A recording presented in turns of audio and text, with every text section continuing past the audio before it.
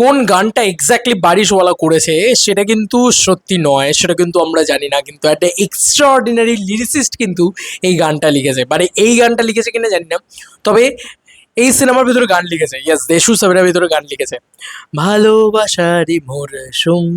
সেই বারিশের লেখা গান। মানে জাস্ট তোমরা লেখো বারিশ লিরিক্স লিরিক্স সং, ঠিক আছে? তো তোমরা অলরেডি পাবে আর কি। মানে বারিশওয়ালা তার যে লিরিক্স, তার যে গান বাংলায় ভীষণ ভীষণ ভীষণ ভীষণ পপুলার আর কি। কারণ স্বয়ং বারিশ নিজে এটা দিয়েছে। এইটা হচ্ছে দিয়েছে, কি দিয়েছে, my next as a lyricist, thank you universe দিয়ে এটা দিয়েছে। এবং সিরিয়াসলি সে নিজেও আর কি প্রচণ্ডভাবে হ্যাপি ফিল করছে। বারিশওয়ালা কিসের কিসের গানের জন্য বিখ্যাত জানো? ভাইরাল তো তার গান হয়ই, কিন্তু তার গান মূলত রোম্যান্টিসিজমের জন্য বিখ্যাত, রোম্যান্টিক গানের জন্য বিখ্যাত, ঠিক আছে? তো এই ভিডিওটা হচ্ছে যখন গান নিয়ে, তখন গানটাকে নিয়ে আরও বিশেষ কিছু কথা বলা যাক।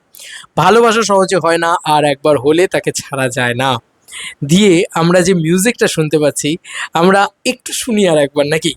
মানে সকালে পাগল হয়ে গেছে এই মিউজিকটা শুনে, তাই না? মানে এটা যখন থেকে শুনছি,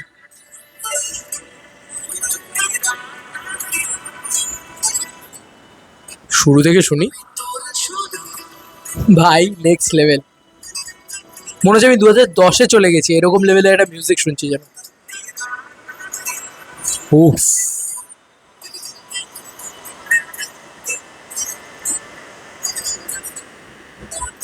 ইটস অ্যামেজিং। একটা জিনিস ঘটেছিল মনে আছে, ডিসির একটা মিউজিক এসেছিল প্রথম, রিল কত হয়েছিল, তারপরে পুরো গানটা এসছে। যাই হোক, তো এইটার পুরো গানটা আসতে এখন অনেক দেরি আছে, হয়তো অনেক দেরি, অনেক মানে অনেক দিন বাদে রিলিজ হবে।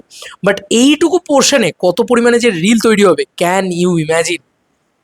মানে নেক্সট লেভেলে হতে চলেছে। এবং this song got viral as like Kishori, আমার যতদূর যা মনে হয়। এখানে একটা জিনিস আছে জানো তো, এখানে একটা কথা বলার ব্যাপার আছে। কীরকম কথা বলো তো? মানে ওয়াই কিশোরী বা যে কোনো কিছুর থেকে দেশু সেভেন আলাদা, মানে কোথায় গিয়ে আরও বেটার?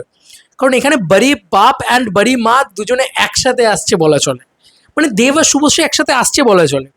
তো দিস ইজ দ্য আলটিমেট বাজ, this is the ultimate craze. পরিষ্কার কথা, মানে 12 বছর বাদে দেব শুভশ্রী একসাথে ফ্লোর শেয়ার করছে, সেই ভিজুয়ালসটা থাকবে, তার সাথে পিছনে এরকম একটা গান বাজবে, গানটা ভাইরাল হওয়ার মেটেরিয়াল রয়েছে, তার সাথে সাথে এরকম একটা জুটির কামব্যাক। তোমরা দেখো, আমি তো ওদেরকে বলছি গানে গানে গানটা তো খুব ভালো গান, কিন্তু একটু নিশভাবে বানানো, একটু আরবান সেন্ট্রিক। তো গানে গানে গানটা কী লেভেলের ভিউজ পেয়েছে তোমরা বলো? গানে গানে গানটা কী লেভেলের ভিউজ পেয়েছে? ওটা দেব শুভশ্রীকে বাদ দিয়ে দাও তো, দেখবো কত ভিউজ পায়, যত ভালোই গান হোক না কেন।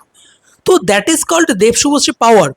তো এই গানটার ক্ষেত্রে সেটা হতে যাচ্ছে, এবং এটা কিশোরীর থেকেও বেশি ভাইরাল হওয়ার চান্স রয়েছে। কারণ দেব শুভশ্রী সব থেকে বেশি ভাইরাল গান দিয়ে রেখে দিয়েছে, চোখের জলে ভাসিয়ে দিলাম। যাই হোক, তো আপাতত this is a blast thing. তবে বারিশের খবরটা পেয়ে আমি খুব খুশি, বারিশওয়ালা যার, তার খবরটা পেয়ে খুব, কারণ বারিশওয়ালা খুব ভালো রোম্যান্টিক লিরিক্স লেখে, খুব ভালো রোম্যান্টিক লিরিক্স লেখে। এবং এইটুকু বলছি, সোল নেক্সট লেভেলে থাকবে। মানে বারিশ যদি লেখে, সোল নেক্সট লেভেলে থাকবে এবং দারুণ লাগবে সেটা দেখতে, ধর্ষ লাগবে সেটা দেখতে বলে আমার বিশ্বাস। শুনতেও ভালো লাগবে, গানটা যেরকম লাগছে।